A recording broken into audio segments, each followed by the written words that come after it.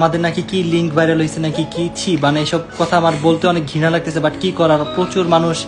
বাংলাদেশের number 1 YouTuber Rakib Hossain এবং Nusrat Jahan অন্তরার link viral হয়েছে। হ্যাঁ গাইস, এমনটি শোনা যাচ্ছে ফেসবুক, টিকটক সহ বিভিন্ন সোশ্যাল মিডিয়াতে তাদের এই মিম পোস্টগুলো অনেক ভাইরাল হচ্ছে। সো এই ঘটনাটি আসলে সত্য কিনা এবং সেই ভিডিওটি আপনারা কোথায় দেখতে পারবেন, ভাইরাল সেই ভিডিওটি, সবকিছু বিস্তারিত থাকবে আজকের এই ভিডিওতে। তাই ভিডিওতে একটা লাইক দিয়ে চ্যানেলটা সাবস্ক্রাইব করুন। গাইস, রাকিব হোসেন হচ্ছে বাংলাদেশের নাম্বার 1 ইউটিউবার, যার ইউটিউবে প্রায় এই পর্যন্ত 15 মিলিয়নের অধিক সাবস্ক্রাইবার রয়েছে। সো যেহেতু সে বাংলাদেশের নাম্বার 1 ইউটিউবার, তার অনেক হেটার্সও রয়েছে এবং তার অনেক ফ্যান্স, ভালোবাসার মানুষও রয়েছে। তাকে নিয়ে সমালোচনা করবে বা আজে বাজে ভিডিও বের করবে, এটাই স্বাভাবিক। তবে আমরা এখন জানবো সেই বিষয়টা নিয়ে রাকিব ভাই বা এবং অন্তরা আপু কি বলেছে তাদের লাইভে এসে, সেটা আমরা দেখবো। আমাদের নাকি কি লিংক ভাইরাল হয়েছে নাকি কি ছি মানে এসব কথা আমার বলতে অনেক ঘৃণা লাগতেছে, বাট কি করার, প্রচুর মানুষ এসব নিয়ে। আবার অনেকে বলতেছে আমার কাছে ভিডিও আছে, আমার কাছে ভিডিও আছে। আমি তো জীবনে প্রেম করে একটা কিস দিয়েও ছবি তুলি নি, ওই জায়গায় আবার কেন লিংক ভাইরাল হয় ভাই? মানুষ লাইক কমেন্টের জন্য কত কিছু করে, ঠিক আছে মানলাম, নোংরামির একটা লিমিট থাকে ভাই। কোন পর্যায়ে গেলে মানুষ এই কাজগুলো করে?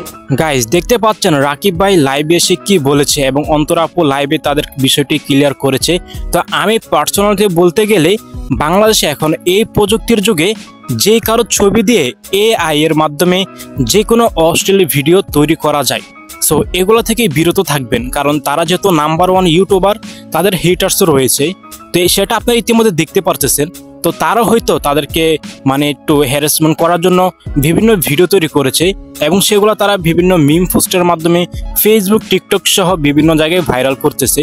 তো আসলে আপনারা এগুলোতে কান দিবেন না, তাদের অফিসিয়াল ফেসবুক পেজেই আপনারা ফলো দিয়ে রাখবেন, তাহলে সকল তথ্য জানতে পারবেন। গাইস, একটা কথা আছে না, বাঙালিরা কোনো কিছু চিন্তা ভাবনা করার আগে সেটা নিয়ে মজা করা শুরু করে।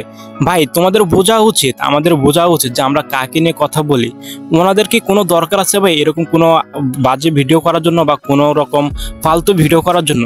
তারা বাংলাদেশের নাম্বার 1 ইউটিউবার, তার ভিডিও আমার জানা মতে বাচ্চা থেকে বড়রা পর্যন্ত সকলে দেখতে পছন্দ করে। তো তাদের একটা সম্মান রয়েছে ওই লেভেলের। তো তাদের ফ্যামিলি রয়েছে, আর যারা এই কাজগুলো করে তাদের ঘরে মেবি মা বোন কোনো আত্মীয় স্বজন হয়, তাদেরকে এগুলো কোনো চিন্তা ভাবনা নাই যে আমি কি ভিডিও করতেছি। তারা যদি ওই চিন্তা ভাবনা করো তাহলে আরেকজন মানুষকে নিয়ে কখনো বাজে মন্তব্য করতো না। তো গাইস, ভিডিওটি এই পর্যন্তই। ভালো লাগলো অবশ্যই একটা লাইক দিবা, আর তোমার মতামত অবশ্যই কমেন্ট করে জানিয়ে দিবা। আল্লাহ হাফিজ।